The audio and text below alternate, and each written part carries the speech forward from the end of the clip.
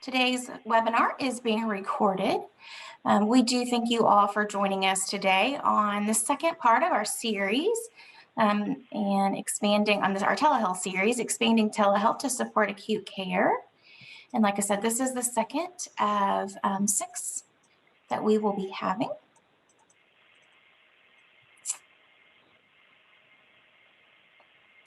And we are recording, and Caleb will start that if he hasn't already. And after the completion of this the series, Caleb Lewinsky will send the recording and the slides to all the participants. They'll also be posted on our website. My name is Kim Mayo, and I am a program specialist with the DRCHSD program, which is providing this webinar today. The DRCHSD program is funded by the Federal Office of Rural Health Policy in collaboration with the Delta Regional Authority. On the next slide, you will see you'll see today's topic, and we also have 4 more. So we're very excited about what's upcoming, and can't wait to share that with you guys. So you can see in March, I can't believe next week is March. We'll talk about mental health for rule-based long-term care facilities. And on the 11th, we'll talk about post-COVID patient transitions. And on the 18th, industry-based telehealth programs. And then we'll finish it up on March 25th with some analytics to measure your telehealth outcomes. So we do encourage questions and discussion. You can unmute yourself and ask any question that you may have, or you use the chat box. We'll be using that quite a bit. We do ask, if you are not speaking, if you could just mute yourself, put yourself on mute so we can cut down any feedback. That helps us tremendously. But as we get started, you may see other folks that are using that chat box and to put their name and their organization, their title. That just helps us to know who's here. So please, if you haven't done that already, complete that. Go ahead and do that for us. Now, I'd like to introduce our today's speakers. We have Donna McHale. Donna has over 30 years of healthcare experience and healthcare industry experience, and a leader in Huron's healthcare technology service. And Jessica Duke has over 16 years of experience in the healthcare industry and is a registered nurse with extensive experience in patient care management, process improvement, and telehealth. And we also have a guest speaker, Mark Saxon, with us, and he'll be joining us a little bit later. We'll do his intro then. But to start off the presentation, we will turn things over to Donna. Great. Thanks, Kim. So what are we going to talk about today? Well, we're excited to take you into the next part of the journey where you can expand your telehealth programs. So we're going to talk a little bit about some of the digital trends and challenges that the CIOs are facing, some of the access barriers to technology and the equitable technology. Then one of my favorite areas, because it's really hot and exciting now, is the consumer priorities that Jess is going to talk to us a little bit about. And then how telehealth spans the care continuum. And then we'll talk a little bit about how some organizations have started to move their programs into other areas, such as the transitional care management programs, as well as care management. And then we're so excited to have Mark come on and talk to us about a program that's near and dear to his heart, virtual complex chronic care management around some cardiac diseases. Then we'll have some time to talk to you and have you talk to us about what's on your mind, what you've learned. And then we'll leave you with some strategies to remain ahead. So next, please. So we want you to learn a lot of really great things, but one big thing is around what's happening with the CIOs. What are they hearing and what are they working on this year around digital health? To understand, as we talk about almost in every one of our sessions, the barriers to technology and digital access, and then what some approaches are to remove those barriers, and then strategies to engage your consumers, and then how patients and providers are benefiting from these post-acute telehealth programs that we'll talk about. And then you're going to hear Mark's successful story, and then to network. There's a lot of new faces and friends on the call. So we're really excited about that. So you can make some connections and then have some fun with this. So next, please, Kim. We're also going to ask some questions. So whenever we have the questions, you can use the chat box to do that, or to raise your hand in the session. Either anything works. Next, please. So now I've been telling you a little bit about what's going on with the CIOs. It's interesting as the the move to digital health and the technology around that is happening, and it's happened a lot more since COVID started last March, almost a year ago. But there's a lot of things that's done to the CIOs. So what are they thinking about? So it's kind of evolving the CIO and the IT team with what they need to look at, this digital health acceleration. And so now some of the CIOs are starting to oversee the organizational strategies as well as the risk management around that. Cybersecurity is high. As you see almost every day on the TV, there's some cyber attack somewhere, whether it's a company or a hospital. And so the CIOs are planning for those cyber attacks, but more importantly, how to stop them. So that's a big focus this year for the CIOs. And then telehealth and remote care. So organizations are continuing to invest in their telehealth strategy. And what they're focused on now is this hybrid model and trying to understand the right mix between what should be in person versus what should be telehealth. So that's a big focus for organizations. And this is kind of cool to see the evolution of the EHRs. So some of our EHR systems like Epic and Cerner, now they're focusing to try to do things like provide digital voice assistance, so kind of like Alexa, and they're moving to the cloud. So there's a lot of cloud migration going on with organizations with their EHRs. And then predictive analytics. So what does this mean? So, you know, we've got a lot of information, and the CIOs are starting to gather this in a way that they can provide some precision medicine. So they can start identifying those high-risk patients to take care of them. And then the digital front door. So this is really cool. We're very excited about this area. You know, Jess is going to talk a little bit about the consumers, and this is a big deal for consumers. So the CIOs are starting to look at what can they do to provide that digital front door for their consumers. And it focuses around things like, you know, the website. Is it easy to get to? Is it easy to manage through? The mobile apps. The consumers want everything so fast and on a mobile app. So to look at how much you can put on a mobile app for your organization. Patient portals. A lot of you have patient portals, but many organizations aren't using them to attract and retain their consumers. And then for scheduling. So kind of cool things that are on the radar for the CIOs. Next, please, Kim. So along with all of this really cool technology, This can take vibrator pins. Don't want to go through here. along with this technology, there's still some challenges around. So HIMSS did a survey last year, and it was very interesting to find out some of these some of these trends that are happening. The clinician resistance to adopting new solutions. Look at that number, 51%. That's amazing.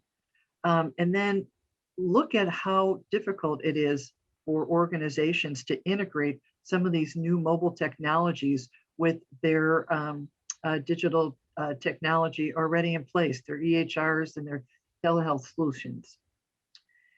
It's not easy to find the IT staff that's skilled in some of this new digital technology. And then we've already talked about cyber threats. So another interesting area is that little box on reducing fraud and abuse. Along with telehealth and the great revolution that it brought and bringing so many great things to bear for us, it's also increased fraud and abuse with around telehealth. And so one organization, the National Committee for Quality Assurance, they've developed a task force on, and they're working with Congress to improve the ability to detect fraud, waste, and abuse so that we can lower the program so that when your consumers are coming, they're trusting your telehealth program and feeling like it has the integrity for them to be part of that. So next, please. There's some pretty interesting stuff going on here with the access barriers around technology.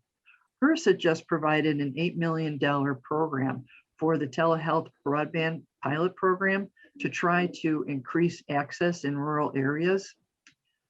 Look at this number, 42 million residents of the United States that we live in here lack the access to broadband.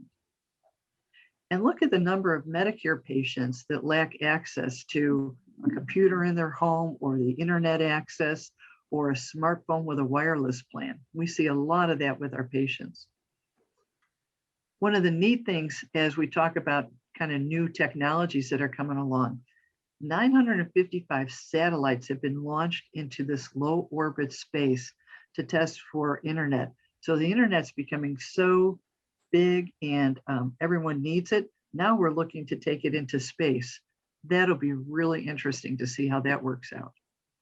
But you know, the bottom line that is really important here is that in order for all of our consumers, providers, caregivers to use the internet, it has to be reliable. And not only just for us in the healthcare, but you know, for education. So much of the education this last year has been remote, as well as for different job opportunities. And you know, what we've also seen with this slide kind of just talks a lot about the fact that there's this huge digital divide between the areas of the country that have access to reliable, stable internet versus those that don't, and what organizations and the government are trying to do to reduce those barriers. Next, please, Kim. So what else are other folks trying to do to reduce some of these barriers? So some of our clients have connected their patients with Lifeline support. So if their clients are eligible, they get low-cost phones. Some are using the telephone visits versus video. It takes less, you don't have to have a huge data plan for that. And some organizations are installing telehealth in central areas like community centers, libraries, like a Walgreens MD Live, so that the patients can access it there. Some of our clients have even gone to taking this a lot closer to where the patients go. So for example, to food pantries or to food kitchens, as well as some shelters. So just some very creative areas to do this in. And some of our organizations are helping their patients complete pre-visit telehealth readiness surveys ahead of time. So getting a hold of the patient ahead of time, doing those surveys, and having that done before they start their telehealth visit. Other organizations are doing really neat stuff like providing patients with iPads that have hotspots on it. And so that's really nice. And then some of them have even taken that a little bit further and provided them with remote monitoring devices. So not only do they have the iPad or tablet with the hotspot, but then they have the remote monitoring device so that they can work on helping them on some of the different population health areas. For example, a blood pressure cuff or a pulse oximeter. And then a lot of the organizations that we work with are working with their states to help develop legislation for telehealth around reimbursement, because it's a big issue for everyone. As we talk to many organizations, they say, we want to do telehealth so badly, but we're not sure how far to take it because of the reimbursement. So working with your state to try to get some legislation around that is great, as well as internet access for all. So next, please, I'm going to turn this over to Jess because she's going to talk about one of my favorite things, the consumer priorities. Jess? Absolutely. Thanks, Donna. So patients are acting like consumers, and they want to be involved in their healthcare, and they want to be empowered to make decisions. They are using technology now more than ever to gather information and meet their healthcare needs and preferences. They are looking for healthcare systems that can support their needs and even their wellness. They want to be engaged and empowered to manage their own health. And they're doing this through mobile apps and wearables and My Health records and through the patient portals. You know, smartphone technology is continuing to reshape healthcare. It's not just about one interaction or one moment in time. It's about building consumer and customer engagement and loyalty, right?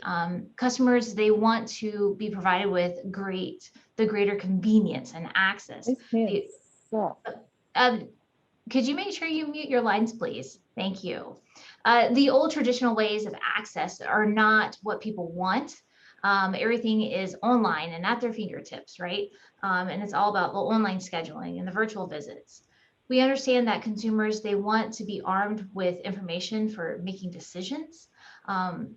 Much like reading a review on Amazon, consumers want to have trusted resources. They rely on quality data to make their decisions. Equally important is the excellent customer service. We see organizations adapting to this with like a CRM, customer relation management, or call center technology. Consumers are looking for personalized care. And technology is enabling this through predictive analytics and treatment plans. So we understand where our consumer priorities are shifting. So we'll go next slide, Caleb. Awesome, thanks. So digital technology engagement has evolved. We're looking at this through digital front door. We know that digital front door is talking about digital marketing. This is where your consumer is first accessing your organization. This could be a make or break if you have competitors out there. So this is where they may be doing their scheduling or they're paying their bill. Then you think about the engagement platform. This is your patient portal. Maybe this is where you're doing your text message reminders. Then we also think about telehealth. Is this where you're having your async or sync visits, your virtual visits, but also remote patient monitoring capabilities? And then you have your biometrics and your wearables, how you're pulling that data into this. Then there's the other concepts of personalized medicine and even in-person interactions, concierge care. All this is part of your digital engagement with your consumers, and digital technology is enabling it in multiple faceted ways. And every day I feel like there's a new technology that's coming to market that is challenging healthcare organizations to meet that consumer demand in a different way. And different types of healthcare are pushing the envelope with it. So we have to adjust and change. So we'll go next slide. And I know that you saw this slide last week. We really focused in last week on ambulatory care, thinking about population health and patient education. This week, we want to shift the focus more on post-acute care. When we think about telehealth applications with post-acute, it's care management, chronic disease management, which we did touch a little bit last week, but we're going to continue that path here with more complex chronic care. And then certainly transitional care management. That's a really hot topic. It picked up a lot of conversation due to COVID, and we want to continue the conversation there.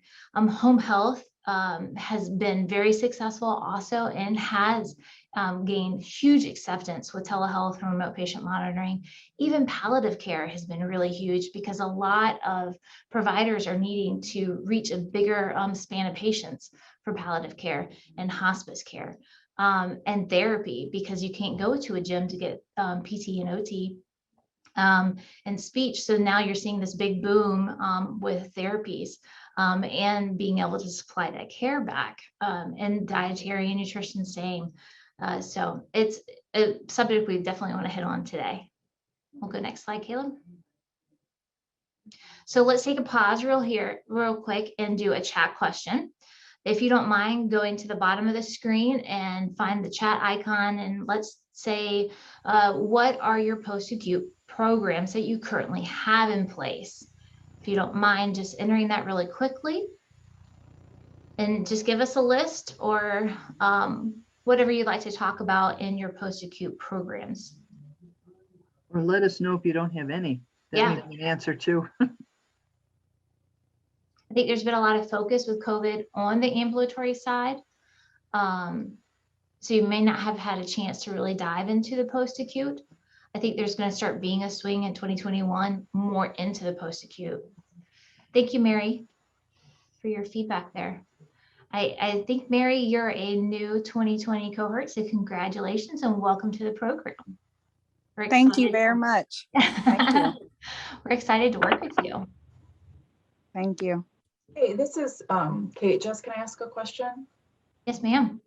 So I was just wondering, as you guys are going through this and you're talking about how the consumers are so much more engaged, how are you seeing this used, telehealth used to engage patients that are not engaged in their health care? Because I think we do see a lot of that. Absolutely. I think that's a great question. I think that the consumer who may not have transportation, the consumer that may not have time, there was the great example that I know we've used several times of the employer who is unable to leave, that then can sit in their office and have a visit with their provider that had a lot of no-shows at a clinic, was able to finally have that encounter. I think that's one of the best examples of how telehealth is enabling healthcare, and it's kind of bridging that gap, right? It was funny, I just did a presentation like an hour and a half ago about social determinants of health, and I think that's how telehealth is bridging that gap, again, for pop health and social determinants. Just to run through the chat responses we're getting right now, we have a cardiopulmonary rehab program. Lori said no programs other than telephone follow-ups. That's certainly a start. That would be a transitional care program that's starting out. We have some text messaging as well as callbacks from Michelle Meyer. Judy's calling in from St. Jen. This is virtual visits available for clinic appointments with COVID as needed now, starting up next week with home health remote monitoring for BP, blood glucose, weights, and spot O2 checks. PT on wheels, that sounds interesting. CP rehab, so cardiopulmonary rehab and home health from Amber Bishop. And Amy Tucker said we have a patient portal that also generates texts and emails, but it's more consistent on the clinic rather than the hospital level. I mean, I think we're finding that in a lot of places that the outpatient patient portal is maybe more successful than the hospital. That's something I think a lot of organizations are trying to work through.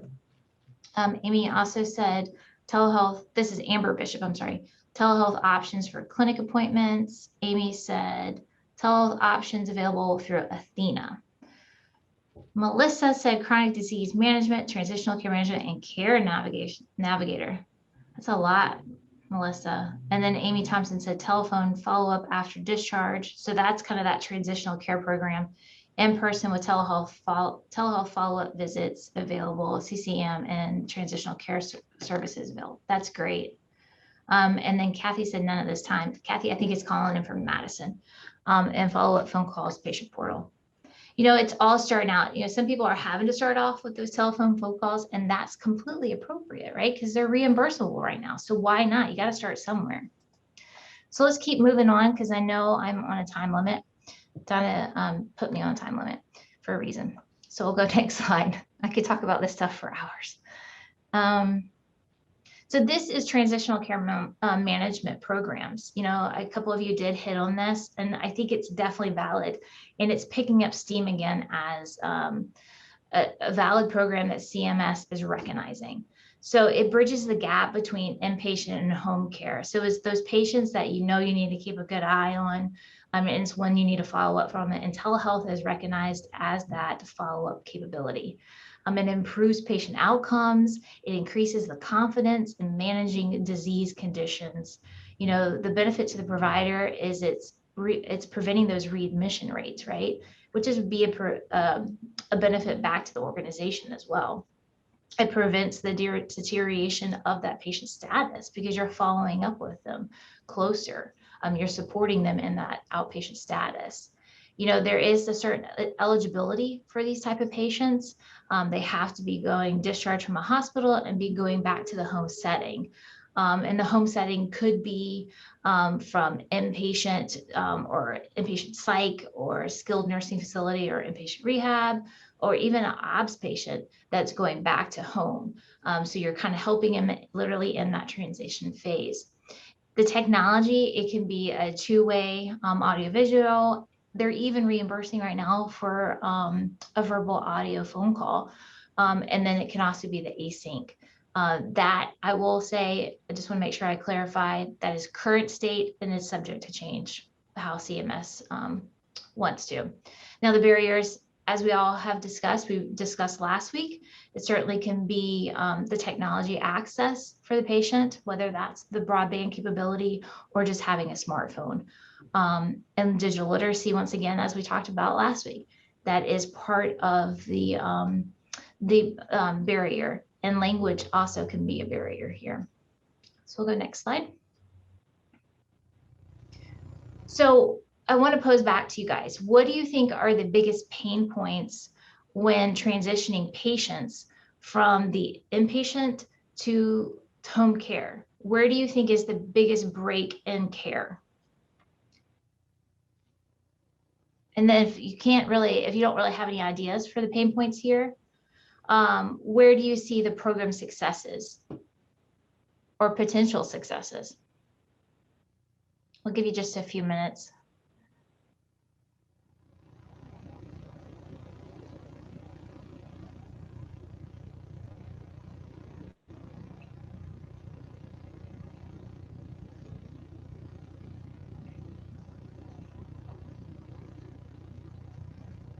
No pain points, everything's going well. That's great. All right.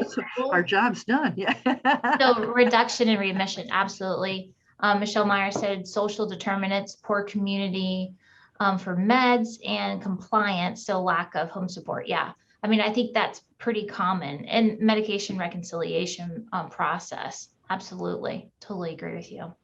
I'm going to keep moving because I'm getting the flag that I need to not talk so much. So next slide. I just want to make sure we touch on this. This is a care management program. This is another really hot topic for telehealth, enabling the care management process. So it optimizes access to community health programs. It enables the care continuum for these type of patients.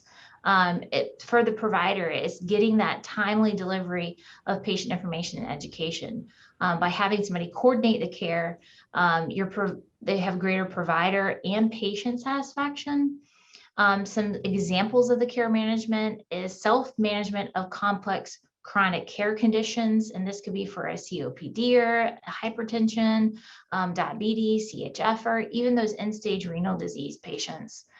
Same technology is going to enable this, and you have the same barriers for this. Douglas Tanner says, we see the biggest disconnect in the transition from home health to due to the lack of in-home support systems. Absolutely. So, same point from whether it's the transitional care program or the care management program, both of these programs, I think, would enable having that lack of support system because you're staying in constant contact with that patient. So I think it would continue that. Plus having telehealth to enable it, you're putting eyes on that patient. You're putting eyes on the patient's surroundings at the same time. So we'll go to next slide. All right, I'm going to turn it back to Kim to introduce Mark Saxon. Yeah, we're super excited to have Mark with us today. He has more than 25 years experience in healthcare, both as a provider and executive. He is adept in population health, all aspects of virtual healthcare and telehealth and operations. With virtual healthcare consulting, Mark, as the president, has been able to evaluate and develop virtual and telehealth strategies for many clients. So Mark, we're so glad to have you with us today. Thank you, guys. Thank you very much. And a good discussion so far. And guys, as we go forward, as we kind of talk through this, there's some premises we'll keep reiterating. You heard what Donna was talking about. You heard what Jessica was talking about. I'm going to take you through real use cases. I'm going to take you through kind of what we've had success with and what I've done at scale on a lot of this. And Kate, your question's fantastic. If you don't get engagement, it doesn't help you. And just one quick question, one thing for everybody. In healthcare, we get about 20% of the information from people. We're still missing the other 80%. That is all that what we talked about. It's that social environment. We know somebody with heart failure may not come to hospital for heart failure, but if they come, they're going to get a full workup because their dog died and no one came to visit them and they were sad, so they called 911. And the reason I'm going to tell you this, that's a real story. And so I just want to make sure as we talk through this, the engagement piece is significant both on the provider side, but massively on the patient side. So if you go to the next slide for me. Guys, this is a complex chronic ill program that, just, you know, my background, I worked in a virtual care center called Mercy Virtual in St. Louis, Missouri for a long period of time. I ran operations for it. So this is a program that's been in existence for over 6 years. And really, we just set clear goals. What was our goal for the chronic care management program from that standpoint? It really was simple. How do we help patients? How do we help providers? How do we increase outpatient utilization? How do we decrease inpatient utilization? And how do we decrease admissions and ER visits? And the reason I let you know that, it's a very simple premise, but sometimes when you guys hear all of this, everybody wants to do something fancy when you're really, what are you trying to get accomplished? What's your goal? What's your target? And to make sure you have a very clear defined strategy to do that. Let's go to the next slide. So just some background. I don't know if you guys know, last year, 2019, we spent $3.4 trillion on US healthcare last year.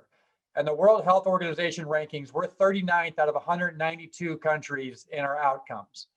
That tells you we spend a lot of money per patient, but may not have the best outcomes, even though we're doing that. In these environments, you guys, I love it, that 42 million people don't have access to get to internet and have other things out there. The same care you get in Alabama, you should have the same care in California, you should have the same care in Missouri, you have the same care no matter where you're located at. But why is that so important? Everybody hears this. Everyone hears the top 5% spend 50% of the healthcare spend. So of that 3.4 trillion, 1.7 was spent by 5% of our US population. And so everybody knows that, but here's what we go wrong. We chase the wrong patients. And so when you really look at complex chronically ill patients, there's 3 categories they fall into. Near terminal patients, you're not going to change their path. You're just not. We know it, but we don't have a good way of transitioning patients to hospice and palliative care because it's a tough question. It takes a lot of time, but it's something that goes into it. The next one is the waxing and waning complex patients that need to be frequent touches, but they're stabilized and you can make a significant difference there. And then you have the stabilized complex chronically ill that are less frequent touches, but you're trying to watch them so they're rising risk on you. What happens? They're at rising risk for it. And when I talk about, you guys, complex chronic ill, I'll give you some numbers here in a second, but the reality of it is, it's the heart failures, the COPDs, the big stuff that's out there. But what people understand, for this program, the average patient age was 73 years old, the average diagnosis was 25, and the average medications they were on were 16. And so just so you know, this was on 6,000 plus patients in 5 states that this program was affecting. And so what happens is, the next one you look, if I used to work in cardiothoracic surgery. If I had a CABG, I'm a high spend initially, but I'm not a high spend the following year because the surgery should take care of itself for me. So when people look at just financial numbers and you're trying to predict the future of where those patients are going to go, we fail miserably because of all the claims data and what happens out there because we're chasing the wrong patients. And so the reason I just give you this breakdown is that top 5% really isn't the top 5%. It's actually the top 2.5% that you can affect. And you want to focus on the top 15% of the rising risk that it's going to go into those categories. So just want to put that out there. So next slide. So people always ask, how do we do this? So this is the true equipment that we had. So we had a tablet in the patient's home. We had a pulse ox, blood pressure cuff, and a scale. But the reason I just want to give you some insight on this is that tablet did lots of stuff for us. It had video conferencing. It had Bluetooth devices connected to it. It had surveys. It has education. It had YouTube channels to get to education from the patient. So this goes back to, how do you get engagement? This is how you get engagement. You don't just do something, but you really try to give them a tool to make it successful. This program, you guys, was based off of all cellular capabilities. This was not a Wi-Fi based program. And the average patient, 80% of the patients never had a smartphone or never had a device before. And so just some important things to think about. So next slide. So what we show, this is what people want to see results. So satisfaction, a 98.6 patient satisfaction rating on an HCAP type system. So when I say that, we did this formally. So we had it to where, did you trust your provider? Was there good teamwork? Was there a positive process? Did they listen to me when I had problems? Most importantly, you saw that we helped the primary care providers out. Everybody on here, especially the providers, know we're killing our own best asset, our providers, nurses, advanced practitioners, physicians. You're asking them to do something in 7 to 10 minutes. They don't have time to do. There's no way you can go over 26 diagnoses with somebody in 7 to 10 minutes and talk about their medications, their education. We know that. Again, I'm a physician assistant. I know we have to help them. So if you create the right environment, you can help them.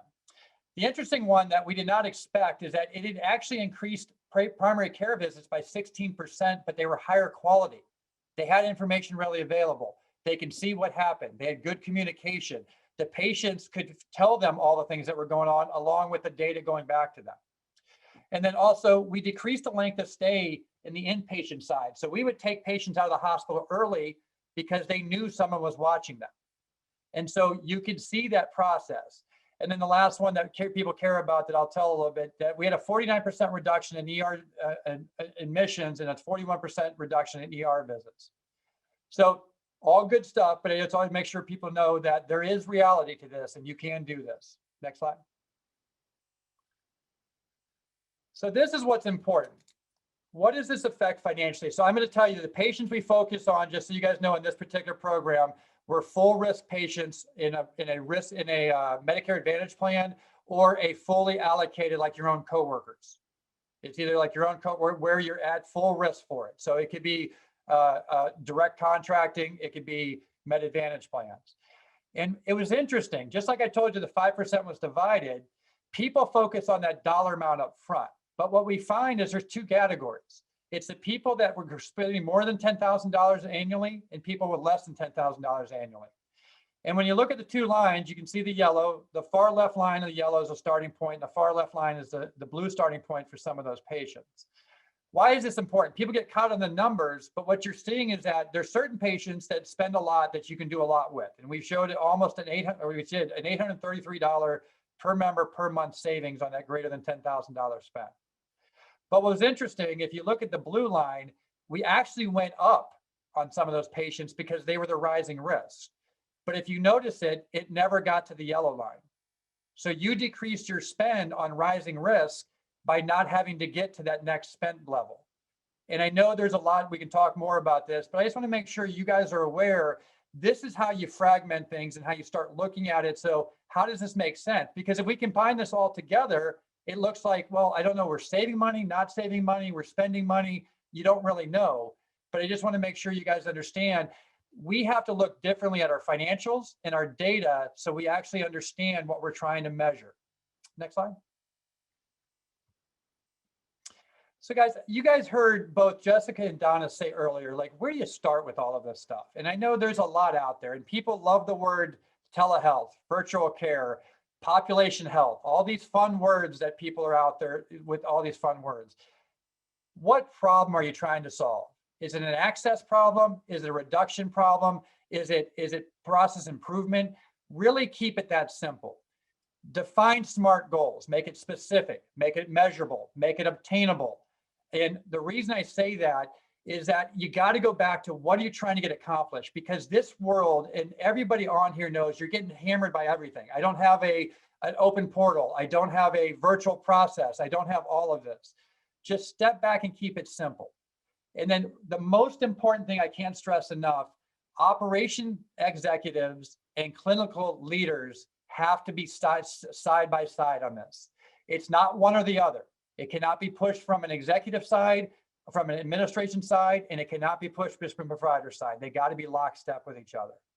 And then really start simple. I can't stress that enough. Just start simple and over communicate. It's a different way of thinking. We've been in healthcare a long time. We all are set in our ways. I'll speak for myself as well too, but you got to go back. What are we trying to get accomplished? Next slide. Guys, you'll see more of this. I'm not going to go through all of this, but I just want to stress, it really should not be about telehealth, population health, healthcare, virtual care. It should be care. It's a means of delivery of care. And why that's so important is it's on us. It's there. COVID exposed a lot of things for us. We saw a lot of new things that we never want to see ever again, but it exposed it. And so what it is evolution. People get caught up on, I need this, instead of it's evolving at how we care for patients and how we get access to patients better than we had before. And when you look at it, I can't stress enough, it is an investment, but it sometimes doesn't always show up in the way we look at it on P&Ls. Just like I showed you on that savings, you got to look a little differently at it. And unfortunately, a lot of our health systems are not set up that way.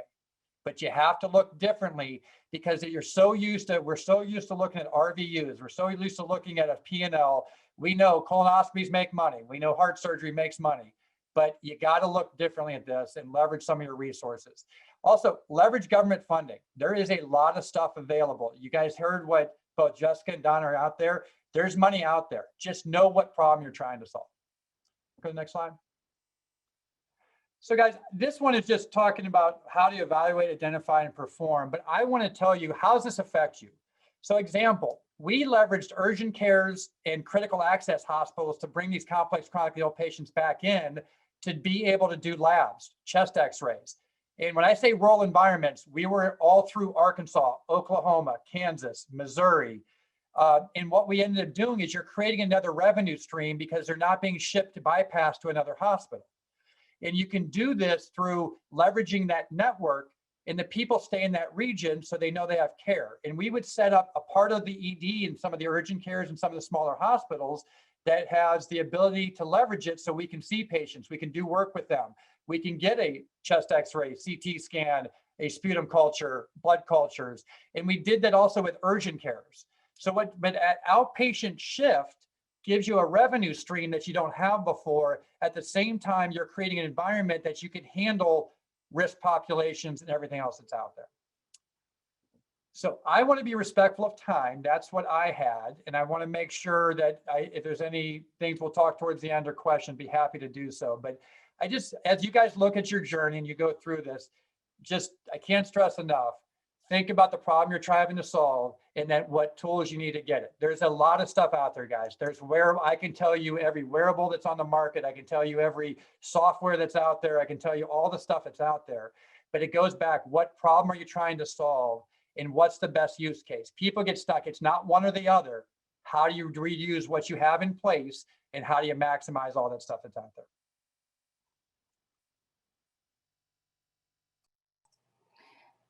Thanks so much, Mark. What great information. So now we would just like to open it up to anybody who's joining us. You can use the chat feature. You can unmute yourself and and ask away. You've got just a panel of experts here just waiting for you. And Caleb, you could go to the next screen too, please. So we have some questions out there that may prompt some of your thoughts. But is there anything that you want to talk about in particular, I should say? Anything that you're struggling with right now? I mean, Mark gave us a great use case for this. How about any lessons learned? Some of you have done some really good things in your organizations. What kind of lessons learned have you had as you've moved to these care management and the transitional care programs? I think, Judy, you had quite a few things queued up there. What lessons learned did you have?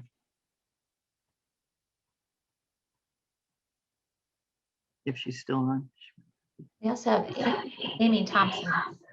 And Amy, yeah.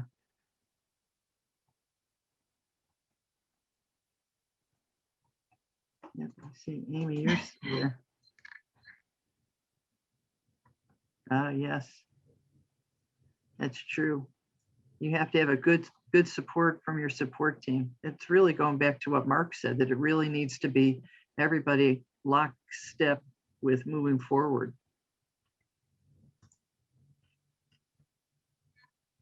Absolutely. Yep, because they can lessen the load.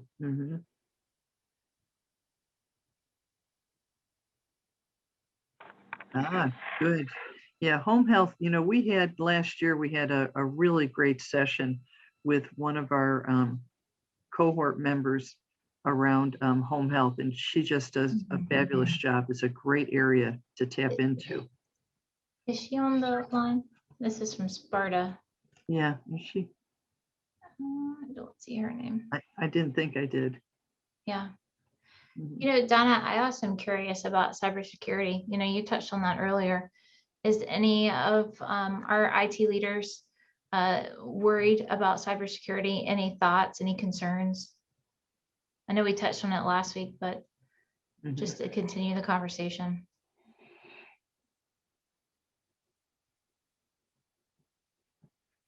And then while we're waiting for that, one of the technology challenges is around the patients, that they're not tech savvy.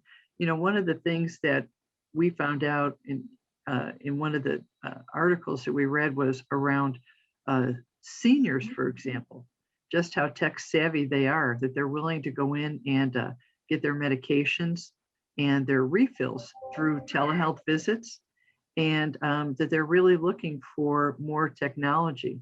But a lot of organizations, what they're trying to do is get ahead of that a little bit. So have a 15-minute phone call with the patient prior to their visit to make sure that all the technology is set up and it's working, so that when the provider gets on the telehealth call, that they can have a good 10, 15, 20-minute telehealth visit with the patient. So that's one way around it. And you need to kind of watch, because one of the things that we've seen some of the organizations falling into is that their hospital IT departments are becoming the consumer IT help desk. And so that's something that you kind of have to watch for, because I'm not sure that that's where you want to go with it. So come up with, and we've helped some organizations put these together too, different sheets, educational sheets for that. Mark, what else have you guys done? Because you've done a lot too. Yeah, I will tell you. Sorry, I'm getting an echo. What we find that works, you guys, is we used to call them navigators. We had non-clinical people that were just really nice and really smiled a lot and helped out patients go through this. And what you do with this from a strategy standpoint is not do the one-on-one visits just with a telemedicine visit. You try to get the technology to do the work for you. So you start them simple. Hey, can you take your blood pressure? That's what you're going to do. I want you to hit this button, hit this button. You also simplify the software. So like our software was locked down. You couldn't get out of it. You couldn't do anything else with it. You could not mess it. You couldn't mess it up. We had the ability to also jump in on the screen so we can see what they were doing on the software. And so when I say that, keep it really simple, but it's the engagement piece. It's the primary care doctor reiterating it. It's a hospitalist reiterating it. It is the teams reiterating it, but just have patience. What we find is the first 2 weeks are the key area. If you send somebody a technology and say you're going to use it and you don't work with them in those first 2 weeks, you've lost that person forever. Yep. And the one that you guys will laugh at, we were in many homes that had a tablet from some other organization. Hey, do you want us to use this or send it back? We go, I don't know what it is, but we're not going to use it. But the one I would tell you, so Monday through Friday, we had a 92% asynchronous digital touch with all of our patients. Meaning they would put their vitals in, answer their surveys, do any kind of journal entry, watch an education. Saturday, it dropped by 20%. Sunday, it dropped by 50% because of the Lord's Day. And so all of that is just reality, but it's trying to make sure you start with people that just can talk to somebody and be nice. You do not need a technical person. You don't need a clinical person. You need someone that can talk through it and have patience, and you'd be amazed. Now, one of the things we did for some of the complex, like the people that had like some of the shakes and everything else, you make the system so that the software adjusts to the accessibility. So you make it so that if they are pushing on the button so many times, it only touches once. And so those things are all lesson learned, but anybody can do it. I can tell you, the oldest patients we had was 99. The youngest patients we had were 38. That's amazing. Thanks, Mark. You know, in one of the, Tracy, you brought up a great point around that care continuum, that your provider thought it was just going to be focused on acute. And this is something that we get so excited when we see, is that when people realize you can take it across the continuum and really, really push it out within care management. So that was a great lesson learned on your area. That was a good one. And then let's see, there was something else in here. The trust factor. So this is a big piece that comes up often. Amy, you brought this up, and you know, as consumers are, as Jess said, the patients are moving into consumerism like crazy. And one of the things they want to make sure of is that they can trust you with their health data. So you have to make sure, and that's why Jess circled back to that cyber security, just to make sure that your systems are secure, that you're watching, monitoring, making sure that you can protect their data, because consumers want to make sure that if they're going to come to you and they're going to be true to you and stick to your organization, that they can trust you with their health information. So that was a great one that you brought up. Yep, the vetting of telehealth vendors. Judy, let us know if you need any more there, because we've gone through I think 9,000 vendors. I'm kidding, but there's a lot of telehealth vendors out there. So we can help you with what we've seen and what we've learned too around that. But there's a lot of great functionality in there. You heard Mark talk about what they did with their patients around the functionality, and there's just a lot there within your EHR systems, as well as your telehealth systems that you're looking to go to. And cybersecurity trainings, awesome. That's great. Because, you know, kind of like what Mark said with, it's not if it's going to happen, it's when, and it's the same thing around cybersecurity. It's not if you get attacked, it's when they're going to come for your organizations. And it's been interesting during this time of the pandemic, we've seen that a lot of cyber attacks have really tried to hit some of the smaller rural organizations like yourselves. So don't think that just because you're a smaller organization in the rural community that you won't be targeted. That's not true. We've seen a lot of that happen in the last year. Yeah, big data breaches. Yeah, I just saw one, Amy, you brought that up, where one hospital had to pay because 30,000 of their records were taken. And so they just had to pay to get that data back. So lots is going on out there. Jess, anything else you want to add? No, I mean, I think we're definitely very cognizant of everything that we need to be. And it sounds like everybody on the call is definitely thinking in the right direction. So that's super exciting. Yeah, it is. So let's go to the next slide, please. Yeah. So what do you need to do to stay ahead of this? You really need to be very forward thinking. And so look at what's going on with your organization's digital transformation strategy, your telehealth strategy, and to see where you're taking it, to see how you can bring those consumers in and be very close and sticky. We call it stickiness to you. We've talked about the cyber attacks. Push your digital technologies. You know, the consumers are out there looking for them. So the more that you can say, hey, we have this available, and it can be as simple, like Mark said, start simple as your portal. We have a portal, and look at all the cool things that we can do to help make your visit better, to help get you connected with us, help you schedule your appointment. And then look at how you're going to monitor the success. I really enjoyed Mark's slides and presentation about understanding the success of that, because like he said, they didn't expect some of the outcomes that they had. And so some of them were, you know, just really very positive outcomes that they weren't expecting. And they wouldn't have known that had they not monitored and measured for that success. And then you need to think a little bit beyond your current solutions. So push the limit of what you have. You know, a lot of you have your EHR systems. Look to make sure that you're optimizing them. Are you using all the functionality that's available? A lot of the EHR vendors are modifying their functionality to account for telehealth. So make sure that you're on the wave of that. And then look at what strategies, again, you can have to engage the consumer. Can you hear us talking about the consumer quite a bit? Because it's the consumer revolution that's going on right now. And look at technologies that can help draw them into you.